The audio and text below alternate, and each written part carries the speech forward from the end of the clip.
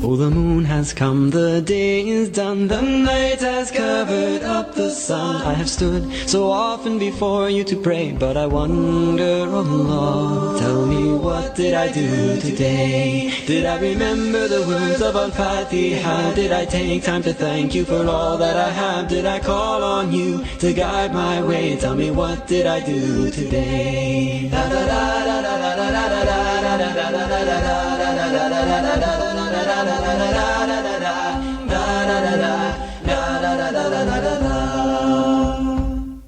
Bismillah, wassalatu wassalamu ala Rasulullah.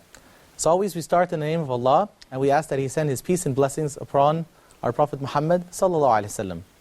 Welcome back to another episode of Back to Basics. I am your host, Abdul Azim Saeed, and we have with us back in the studio today our special guest, Dr. Mamdouh Mohamed. Dr. Mamdouh, welcome back. Jazakumullah khairan. For those of you who don't know, Dr. Mamdouh is a former professor at Johns Hopkins University. He has also worked in several universities across the globe. He is currently the director for Arrow for consultancy and training, and he has traveled abroad as far east as Indonesia and as far west as the United States of America, delivering lectures in topics ranging from education to da'wah. Dr. Mamdouh, welcome back to the show. In previous episodes, we've discussed several topics related to education, cultivation, training, teacher improvement. Not cultivation. We didn't talk about cultivation. We talked briefly about cultivation. Cultivating children, disciplining is included in that. Kidding. Okay. I'd like to discuss one issue that some individuals, or some teachers specifically, have an issue with, is where they have certain objectives that they want to accomplish with their students. And we mentioned before in previous episode about differentiating between students and taking each student at their own level. Sometimes administrators or administrations force upon teachers a certain criterion for the exam that can't necessarily fall within those objectives. So would you say that evaluation and objectives go hand in hand? They have to work together in order for it to be successful? Yeah, I think I do say that. If you make some changes here, you need to make another change in the other hand. Let me give some examples. First of all, when you are about to do any task, you have to have an objective. And Islam is very, very clear about this. وَابْتَغِي فِيمَا آتَاكَ اللَّهُ الدَّارَ الْآخِرَةَ. In everything that you do in this life, your objective would be that you are doing this to help you access paradise. Yes. So this would be the main objective that you have, or your main vision. So in anything that we do in our life, we have an objective. Yes. Right? I'm building a house. My objective is that to build a house in a specific time. My objective is to build a house with these specifications to meet the needs of the people who are going to live in it. Yeah. So these are objectives. Everybody, before he or she does anything, he should have objectives. Objectives, from time to time, I have to measure the amount of success in reaching these objectives. I put an objective, traveling, as simple as this, traveling tomorrow to make Umrah. Okay. I have 6 or 7 steps. Each step should lead to the other, and the final one should take me to the goal. To make Umrah, to Mecca. So when I do the first one, I would say that I have to specify a certain time for it, right? And I have to specify the action that need to be done. Who's going to do what? Okay. My son is going to arrange the suitcase for me. I have to make few phone calls to make people wait for me in the airport.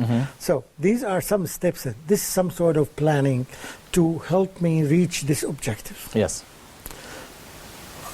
During the process or at the end, I have to evaluate that.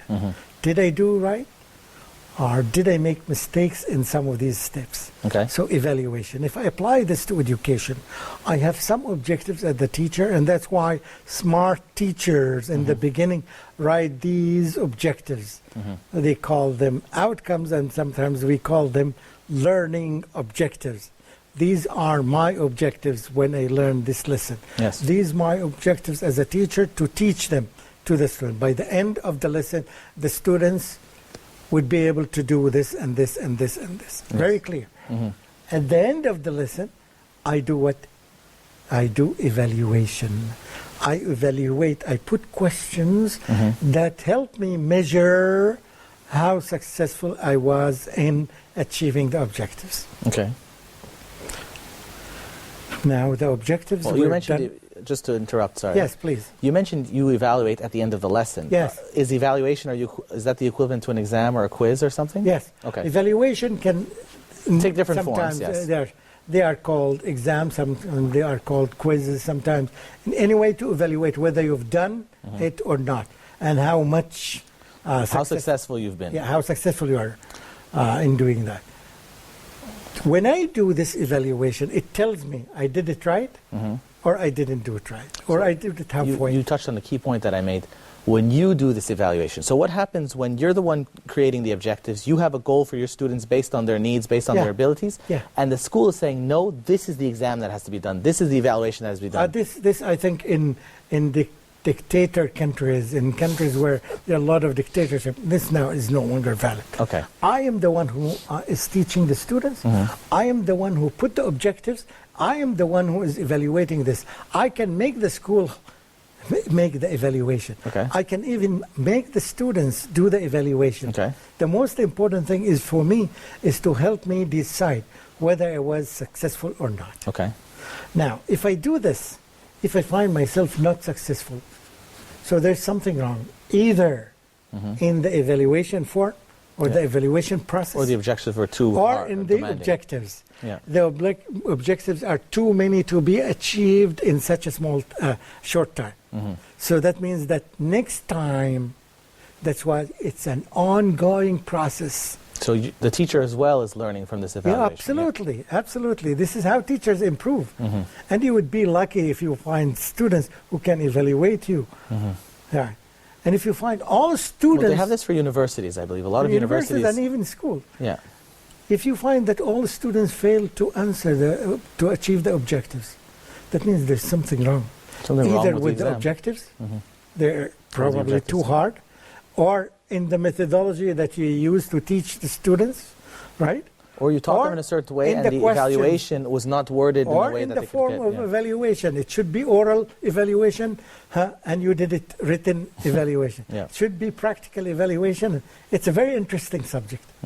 And something you do this, as simple as this, you're having a recipe to make a cake or something like this at home, you or your wife, Yeah. right? And you find that it is not up to the level that you expected it to be this. Yeah. Put the objectives, you put the test, so there's something wrong. Perhaps the oven was too hot, yes, to bake the cake in a very slow way. Or perhaps some of the ingredients were not right. Absolutely. That's why we learn. And you do it, and you redo it, and you get feedback, and you do it until you adjust it to exactly this is about right. This is the right thing. And that's how recipes are developed. Absolutely. Nobody had a recipe book. coming up Teaching with methods are recipes. Yeah. And this way you can change here and there. And once again, like recipes, there's no exact right or wrong. No, exactly. What works for some Absolutely. person might not. And what Yeah. is good for your taste is not good for my taste. Right. I need a little bit more sugar. salt or more sugar, a yeah. little bit less sugar, and so on and so forth. Yeah, so that's why they go hand in hand. And they are ongoing process that there will never be a time that I put objectives and when I evaluate them all the time, unless I am a perfect person, which is almost impossible for... I would argue that it is impossible. Yeah, why not perfect? Why? Because there's a lot of variables. Students change from one class into another, right?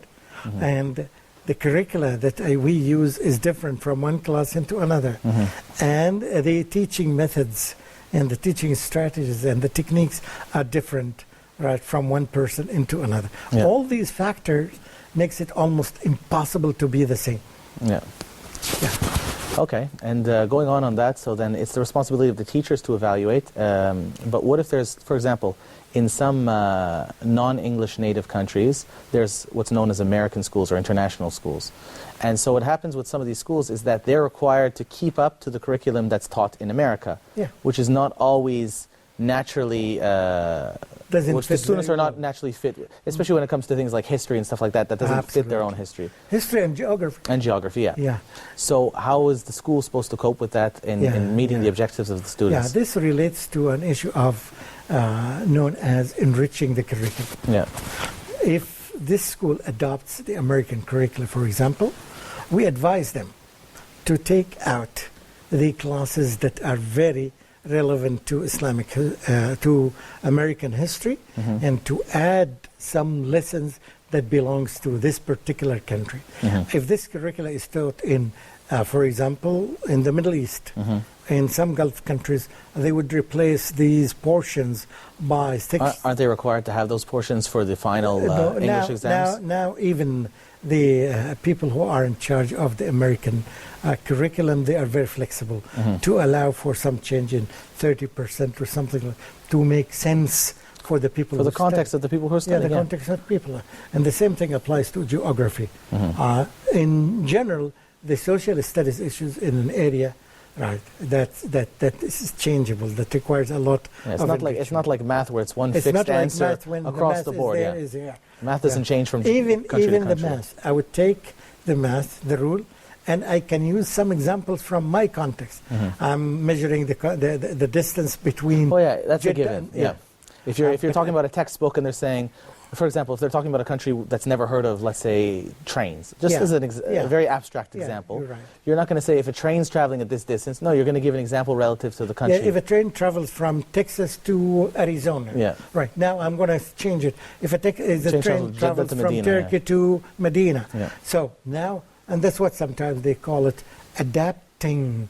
Yeah, it's not changing the actual foundations of the changing, study. yeah. It's just changing. Yeah, this would be a wonderful job. That's what we expect from good schools, to make the enrichment of the curriculum, to make it more relevant, To the students. because people learn things that are relevant to them more than the things that are irrelevant to them. Okay, let me ask one question. It's known that in many European countries, for example, if you go to Germany, if you go to France, much of what they study is studied in their own native tongue, and it's even if its source is something other than French or German or what have you.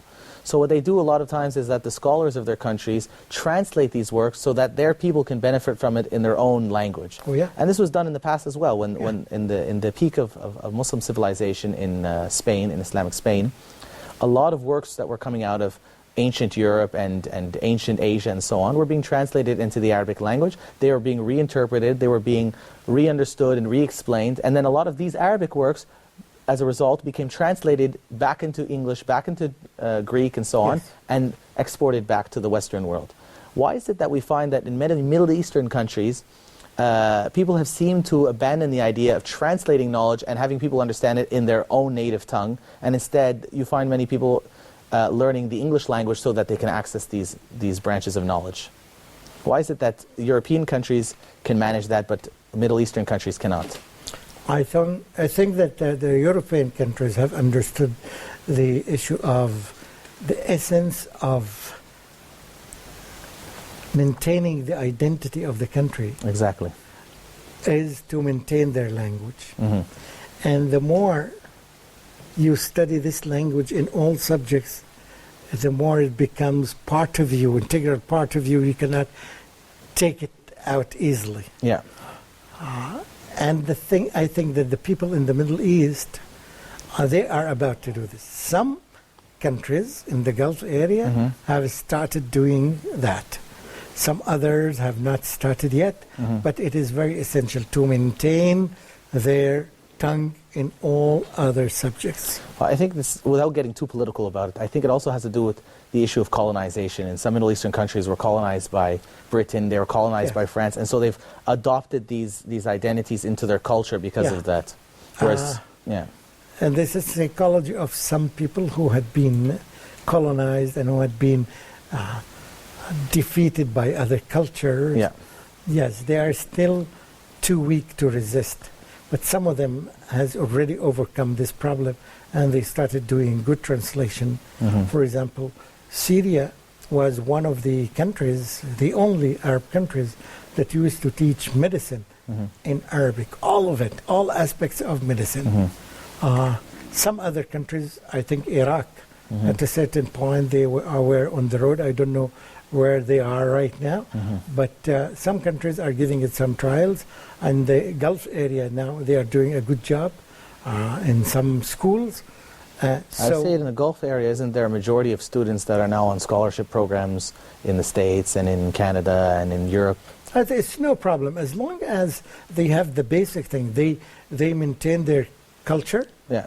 They had enough study about their culture when they were in the high school and the middle school, elementary school. So now they have two cultures, which is something very positive. Yeah. But the first thing, the most important thing is that the culture number one is your own native culture. To preserve their own tradition? Perfect, especially considering that most Muslim countries, their tradition does go back to the influence of Islam on their cultures. Yes. And so that's a very positive thing. You're For them right. to hold on to the cultural aspects that come from Islam, that's their identity.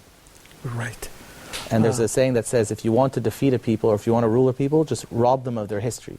If you take away the history of these countries, then what are they left with? In any people in any country. Any If you people in any take the country. history, Yes, I'm not talking they about are any specific. left alone. They are isolated. They are very easily for them to fall down. Anyway, let's get back to the topic, inshallah, but we're going to have to go right to a break. So, jazakallah khairan. Barakallahu feekum. Assalamu alaikum wa rahmatullahi wa barakatuh.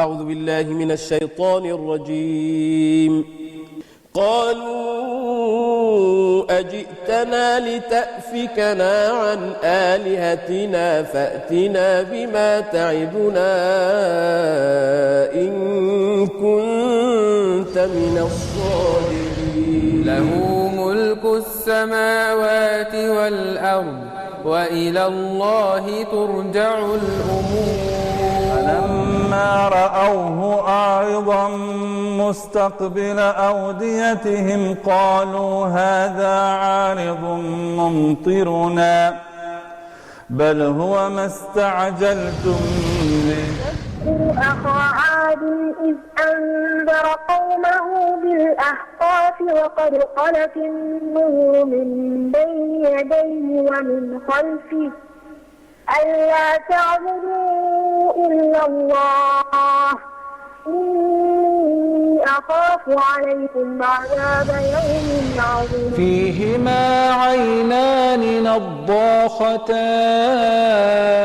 نضاختان فبأي آلاء ربكما تكذبان فيهما فاكهة ونخل ورمان فبأي آلاء ربكما تكذبان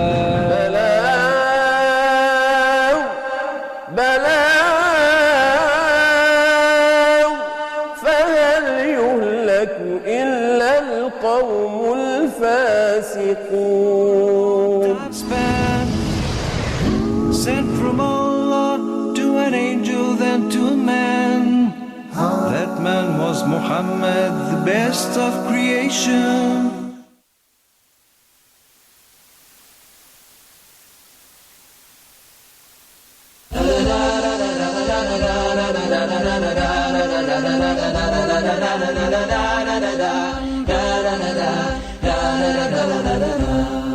Bismillah ar-Rahman ar-Rahim, and welcome back to the show, Back to Basics, with our guest, Dr. Mamdouh Mohamed. Dr. Mamdouh, just before the break, we were touching briefly on the issue of identity in the Muslim world and how many non-Muslim countries seem to have preserved their identity even when it comes to the issue of education and learning from things that are not necessarily developed in their own country. So what they do is they translate them into their own native tongues and then study it at that point in their own native language in a means to preserve their culture and their identity.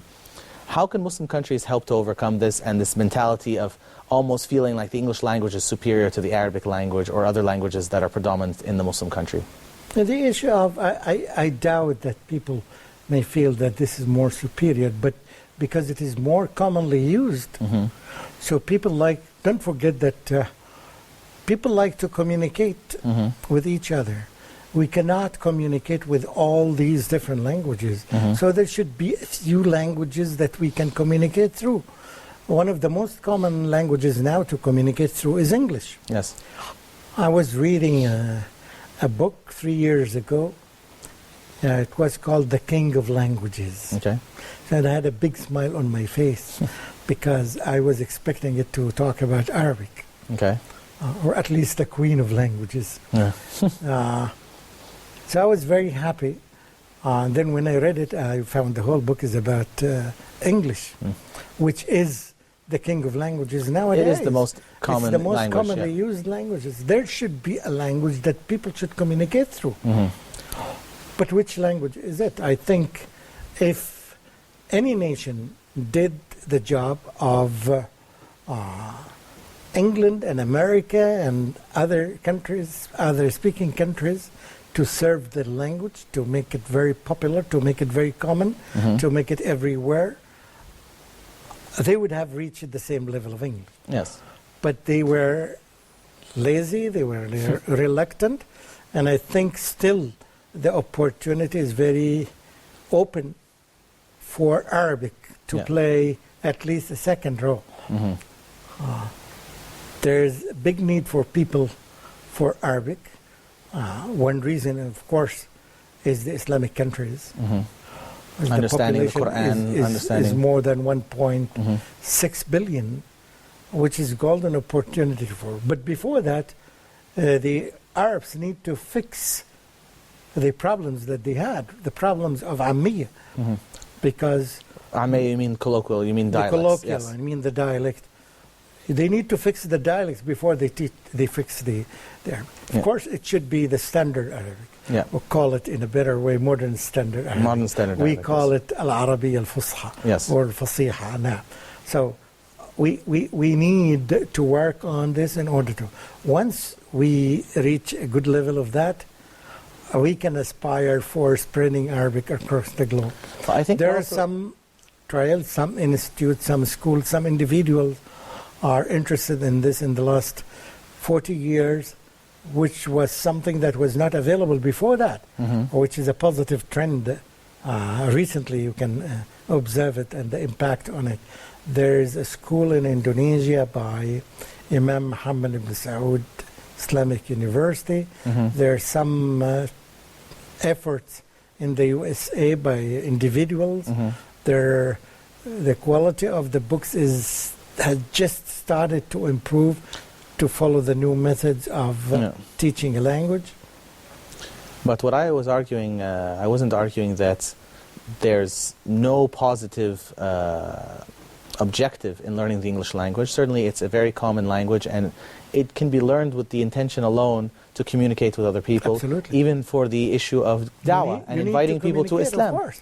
What I was arguing is that in some Arab nations specifically, you find that many of the signs and many of the even city entrances specifically and exclusively in the English language, which seems very at odds with the reality of the honor and the love that Muslims should have for their heritage and for their culture. You wouldn't go to the States and find the entrance to Arizona, for example, written in Arabic. So why is it that when you go to certain Arab cities, you find the entrance to their cities written in English? When people need you, they will write it in Arabic. So is there a need for people in Texas or Arizona to use Arabic?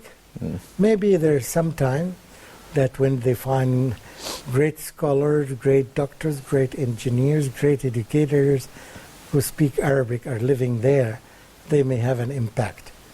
I think it's all about education. But regardless of this, you find some people now found a lot of interest in the Arabic language because of its unique qualities. Particularly the people who convert to Islam or who revert to Islam. It becomes essential for them to know Arabic in order to communicate well with the book of Allah subhanahu wa ta'ala and with the hadith of the Prophet Muhammad sallallahu alaihi wasallam. So there is a new trend but from a different angle. I would argue that some scholars of the past made the argument that understanding the Quran and the Sunnah is an obligation on every Muslim. It is. And there's no true way to understand these two sources Unless of you reach a revelation certain level. except in its original Arabic. Yes. So I would argue that many Muslim nations, especially non-Arab nations, and even Arab nations who, like you mentioned, barakallahu fikum, are more versed or well-versed in their own dialects than the actual modern standard Arabic, they need to add Arabic into their curriculum a bit more. The problem of Arabic, what kind of Arabic they add, the Arabic that you see in the books is Arabic, standard Arabic. However, when they speak something different. Yeah, and when they think something different. Yeah. So they can't express themselves in the same Arabic that they read. You're right. Yeah. And so does that affect them in their creativity? Does it affect them in their writings? I would argue that it does. If you're thinking and expressing yourself in a language other than you write and read in, isn't that It's difficult. It's difficult. Yeah, of course you're learning two languages at one time. It's almost like two different languages at one point. Two different languages. Yeah. But on the positive side, you find a lot of positive things there. Yes. For example, language like Spanish language. Yes. More than 600 million people are speaking it. So trying to establish some schools and some organization that would take care of teaching Arabic to the people there is something very important. You mean to the Muslims there, or just the general population? General population. Okay. If we are qualified, if we have enough qualified teachers to do the job. Why would Spanish people want to learn Arabic? Like an Arab who wants to study Spanish, because there's communication between. Now, most of the people now need China. Right? Need Chinese. So if they need China because it produces for them a lot of the products now, so they need to learn Chinese. But I would argue that what they need of the Middle East differs from what they need from China. So they need from China, let's say, products in factories and so on. And so they need to be able to go there and communicate with the local population. Whereas foreigners who need something from the Arab world, at the level that they need, the people will accommodate them in English 99% of the time. Yeah. So I do agree, but still, some people have different interests. And when these countries have some interests with Arab countries, right, they will start suggesting that Arabic would be, yes, perhaps a second or a third language in their countries. But are we ready? Are we ready with the teachers who do this? Are we ready with programs on the internet and the TV that can teach easily others? I think we need to consider this as well. Well, I would argue that, alhamdulillah, it seems that there is a growing trend amongst Western Muslims, converts or otherwise, to learn the Arabic language with the intention of understanding the Quran and the Sunnah better. And so this is a positive note, alhamdulillah. You see institutes and schools starting up in America and in the UK and so on, which are accommodating the needs of the people. You're right. So this is a nice positive point, alhamdulillah. And I always, by the way, I hope some people would hear me. I think we need to teach our children two important languages, Chinese when they are young, our children when they are young. And you can consider this yourself. Which dialect? The Arabic? No, which dialect of Chinese? Chinese, I don't know. At least the Mandarin. Okay. Now, so they need to learn Chinese, they need to learn Spanish, because there's a lot of people behind that. Once we have few people who perfect these languages, they can work in the field of da'wah, and they can serve these communities very well. At least we give them the message. I'm quite sure that many people will be affected by the message, because the nature of Islam is something very beautiful from the practical viewpoint. As Definitely. You find that a lot of German women were converting to Islam because they found that it is the religion that gives them the right. They did not find in any gives religion them the right with balance. the right of human beings for women. And a balanced right that's put into perspective and that doesn't ignore. You're absolutely right. Yes, it's a very honest. It's the only honest religion by them. Yes. Yeah. Anyway, with that, we're just about out of time. Do you have any closing statements you'd like to make on the objectives and evaluations and how they go hand in hand? We're talking about the objectives of da'wah. And so the evaluation, see, have you... Yeah. That's why we need to modify our methods, our approaches, our goals even. Is this goal fits the right time that we are in now, or can we delay it, or we can hasten it, or we always need to work with objectives and evaluation hand in hand in order to make the right modification. Barakallahu feekum. Jazakallah khair. It's always a pleasure to have you. And with that, we're going to end, inshallah. Thank you very much for viewing. Inshallah, till next time. Assalamu alaikum wa rahmatullahi wa barakatuh.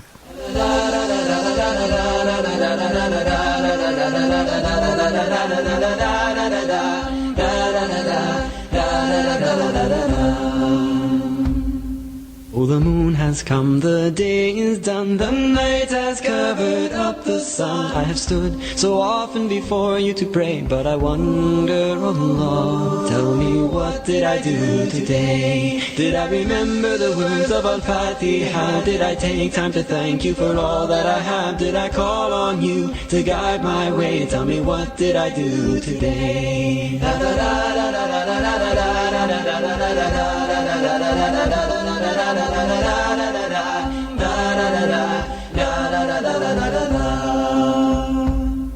I have whispered to you as I made ruku, Subhana Rabbi Aladi. But was my faith bright or grey? Oh Allah, tell me, what did I do today?